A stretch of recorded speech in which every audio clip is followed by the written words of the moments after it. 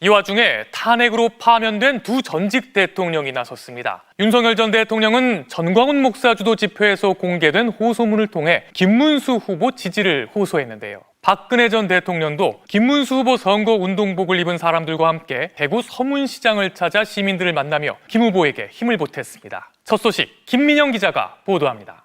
21대 대통령 선거 본투표 전 마지막 주말 사랑제일교회 전광훈 목사의 서울 광화문 집회에 윤석열 전 대통령 이름이 등장했습니다. 윤석열 대통령께서 드디어 강화문 애국 국민들께 메시지를 전해왔습니다. 집회 주최 측은 윤석열 전 대통령이 하루 전 전광훈 목사 측에게 문자 메시지로 보내왔다는 호소문을 대독했습니다. 윤석열 대통령 호소문, 자유를 사랑하는 국민 여러분, 지난 겨울 탄핵 반대를 위해 한마음 한뜻으로 혼신을 다해주신 국민 여러분, 청년 여러분. 주최 측은 윤 전 대통령이 지금 나라가 절체절명의 위기에 처해 있다며 자유민주주의를 지키고 나라를 정상화시키기 위해 반드시 투표장에 가서 김문수 후보에게 힘을 몰아달라 호소했다고 전했습니다. 지금 김문수에게 우리의 힘을 모으는 것 말이 해답입니다. 2025년 5월 30일 윤석열 드림. 윤 전 대통령은 국민의힘 후보가 확정된 지난 11일, 또 자신이 국민의힘을 탈당한 지난 17일 SNS를 통해 김문수 후보에게 힘을 모아달라고 적었습니다. 지난 21일에는 부정선거 음모론을 주장하는 다큐멘터리 시사회에 참석했습니다. 이번 호소문도 윤 전 대통령이 전달한 게 맞다면 가장 뜨거운 대선 국면 20일 동안 모두 4차례 정치적 행보에 나선 셈입니다. 더불어민주당 이재명 후보는 김문수 후보는 윤 전 대통령, 전광훈 목사와 한편이라고 날을 세웠습니다. 윤석열, 전광훈의 아바타 김문수 후보의 당선은 곧 상황 윤석열의 귀환을, 아스팔트 목사, 전광훈 목사의 귀환을 뜻하는 것이다라는. 국민의힘 김용태 비상대책위원장은 사실상 출당된 윤 전 대통령은 국민의힘에 얼씬도 하지 말라고 적었습니다. 대선 전 마지막 주말 박근혜 전 대통령은 보수의 성지 대구 서문시장을 찾아갔습니다. 김문수 후보께서 동성로에 이제 유세하실 때 거기 많은 분들이 저를 한번 보고 싶다 그런 말씀을 이제 하셨다고 듣고서 제가 이제 가슴이 뭉클해가지고 대선을 불과 사흘 앞두고 파면된 보수정당 출신 전직 대통령 2명이 나란히 지지층 결집 행보에 나선 셈입니다. MBC 뉴스 김민영입니다. 현행 공직선거법은 선거 기간 중 집회에서 특정 후보에 대한 선거운동을 할 수 없도록 규정하고 있습니다. 다중집회에서 이렇게 김문수 후보에게 투표하라고 발언한 윤석열 전 대통령의 메시지는 내용상 이를 정면으로 어긴 건데요. 처벌을 피하기 위해 대독이라는 형식을 택한 게 아니냐는 지적이 나오고 있습니다. 이용주 기자가 보도합니다. 오늘 서울 광화문 전광훈 집회에선 김문수 후보를 직접 지지하는 발언은 거의 나오지 않았습니다. 공직선거법이 선거기간 도중 선거운동을 위해 집회나 모임을 개최하지 못하도록 규정하고 있기 때문입니다. 참가자가 25명이 넘는 집회에 무대 위에 올라 특정 후보를 지지하는 건 명백한 불법입니다. 오늘 이 자리는 엄격하게 선거운동에 제한을 받고 있는 자리이기 때문에 이 원고를 10번 이상 고치는 어려움이 있었습니다. 하지만 호소문이란 제목으로 대신 낭독된 윤석열 전 대통령의 메시지는 달랐습니다. 투표장에 가셔서 김문수 후보에게 힘을 몰아주시기를 호소드립니다. 김문수 후보에게 투표하시면 김문수 후보가 대통령이 되고 이 나라의 자유와 미래를 지킬 수 있습니다. 지금 김문수에게 우리의 힘을 모으는 것 말이 해답입니다. 모두 4차례에 걸쳐 김문수 후보 이름을 직접 언급하며 투표할 것을 독려했습니다. 일부 연사도 거들었습니다. 우리 마음 하나로 모아서 분명히 그동안 감추어 놓으셨고 그동안 훈련시켰던 의인 중에 또한 의인인 김문수 대통령 후보가 분명히 당선되어 대한민국 만세를 외치게 될 줄 믿습니다. 이런 발언은 선거법 위반에 해당할까? 선관위 관계자는 집회 연단에서 마이크를 들고 대독한 연사는 문제가 될 수 있다고 못 박았습니다. 그러나 윤 전 대통령은 직접 행위자가 아니어서 처벌이 어려울 수 있어 검토가 필요하다고 밝혔습니다. 윤 전 대통령이 공직선거법 적용을 피하기 위해 대독 방식으로 메시지를 전한 건 아닌지 의심되는 지점입니다. 오늘 집회에선 부정선거 음모론과 함께 당장 선거를 멈추고 재투표를 실시해야 한다는 주장까지 나왔습니다. MBC 뉴스 이용주입니다. 근데 오늘 윤 전 대통령이 김문수 후보에게 힘을 몰아달라 이렇게 호소한 내용이 전광훈 씨 집회에서 공개가 됐단 말이죠.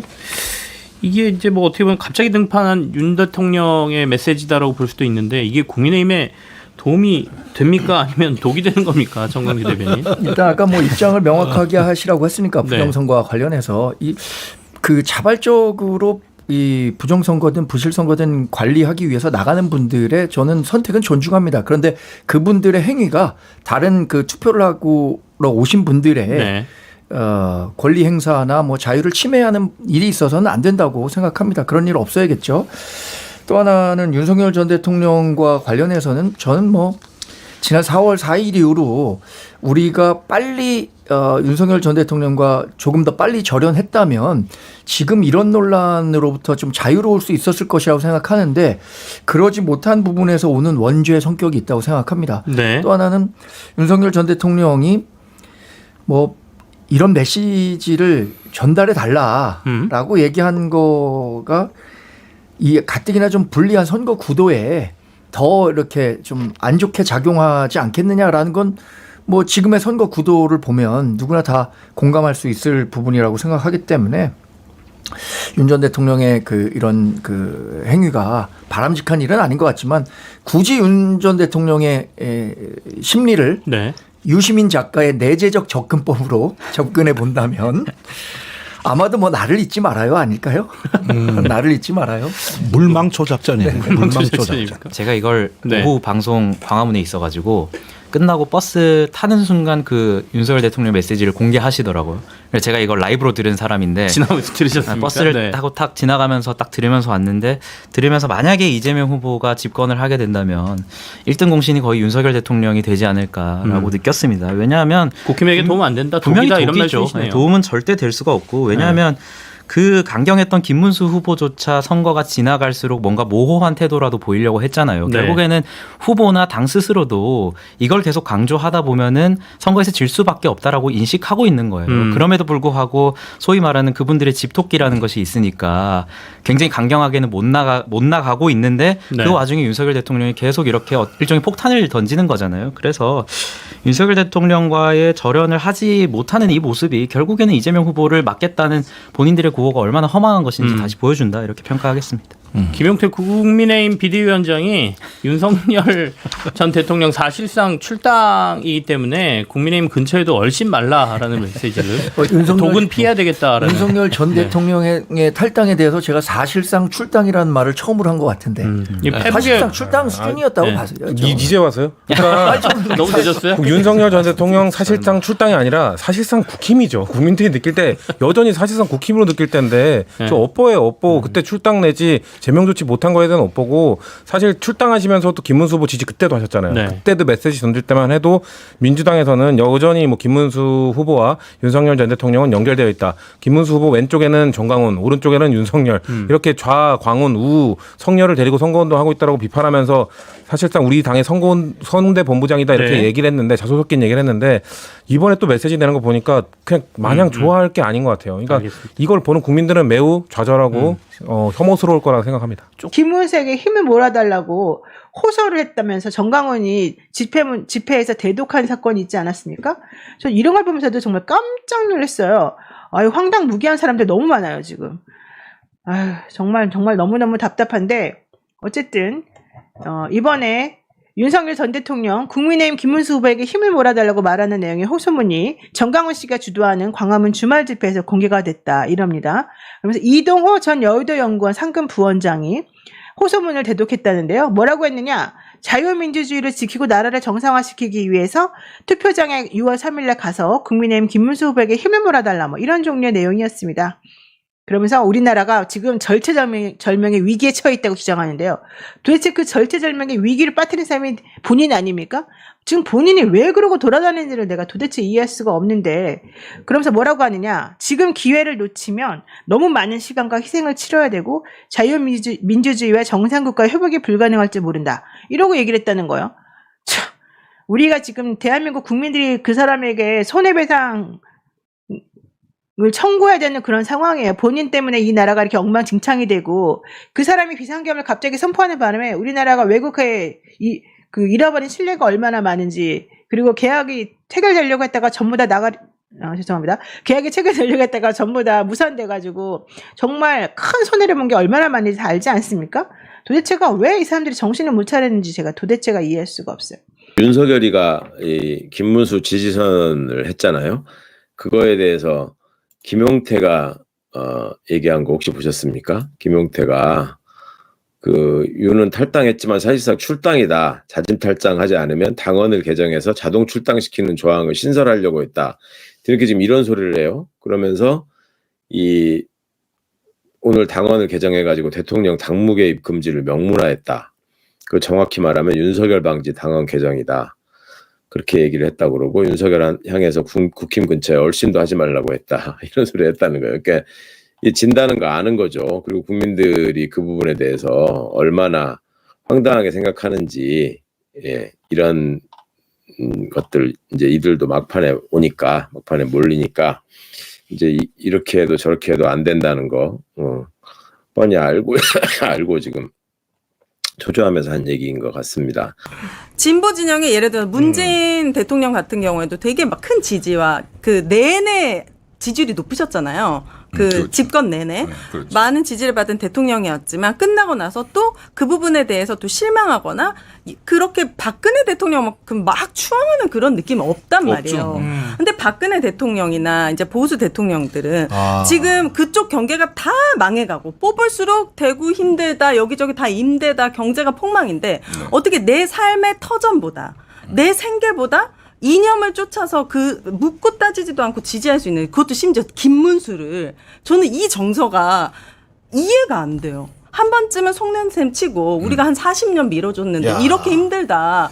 속는셈 치고 니네가 욕하고 싶으면 내가 욕을 하려면은 뭐 이재명이든 진보를 뽑고 아니다라는 걸 한 번쯤은 경험해 봐야 되는 게 사람인데 어떻게 내 삶이 나아지지도 않는데 이렇게 하는지가 이해가 안 돼요. 그 정서가. 저도 제가 고향은 부산인데 부산은 조금 개방적이거든요. 인구 분포 자체가 거기는 수출 도시고 맞아요. 대구는 굉장히 그 지역 자체가 폐쇄적이죠. 그러니까 대구가 원적인 분들이 97%예요. 대구가 원래 조상 대대로 사는 사람이 97%. 그러니까, 이게 조선 시대라고 보면 돼요. 부산은 굉장히 개방된 많이 다르죠. 여기는 뭐 뉴욕 이런 느낌이고 뭐 오사카. 그러니까 이제 여기는 조선 시대의 어떤 그런 정서. 그러니까 여기는 양반들이 지배하는. 네. 여기는 조선 뭐 그렇게 말아먹고 백성을 착취하고 고부군수 조병갑이가 동학 농민들 그렇게 착취하고 해도 조선 그 노론들 왕들은 100년 동안 거짓하다가 나라를 팔아먹었잖아요. 네. 그거 이해가 안 되지만 우리가 그 현실의 역사잖아요.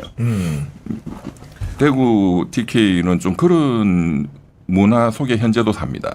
내가 죽겠고 내 자식이 죽겠는데도 불구하고 이 내 생계와 바꿀 만큼 그게 강하다는 거예요. 그 선택이 가능하다는 거예요. 그러니까 뭐 어떤 합리적인 어떤 그런 이성적 판단을 한다기보다는 그런 문화에 이렇게 젖어서 거기에 세뇌돼서 규정받고 살고 있는 거죠. 제가 거꾸로 그분들은 거꾸로 이렇게 질문합니다. 광주 사람들은 똑같지 않냐? 그렇지. 아니에요. 광주는요. 이번에 그 윤석열 때 한 동네에서 90% 득표율이 나와서 윤석열 지지 90%. 강주의 봉선동이라는 동네가 있어요. 저도 살았던 동네인데. 광주의 그 강남이잖아요. 네, 그러니까 본인들의 이익을 위해서는 가끔 다른 선택을 한다고요. 어떤 이념에 따라서 무조건적으로 내가 더 잘 살고 싶어서 투표를 하는 거지. 지금 내가 죽겠는데 더 안 좋아질 수도 있겠는데에 대해서. 봉선동이 윤석열이를 90%를 찍었어요? 네. 언제? 저번 대선 때요. 와, 놀라운 일. 놀라운 일이에요. 그러니까 광주는 그 말이 안 통한다는 거예요. 설명을 좀 드리면은 또 이제 그 박근혜라는 사람은 또 TK에서 아버지부터 대대손손이잖아요. 박정희. 그러니까 광주에서 DJ 같은 존재죠. 이쪽에서 박정희, 박근혜는. 그러다 보니까 그런 영향이 있는 것 같습니다. 네.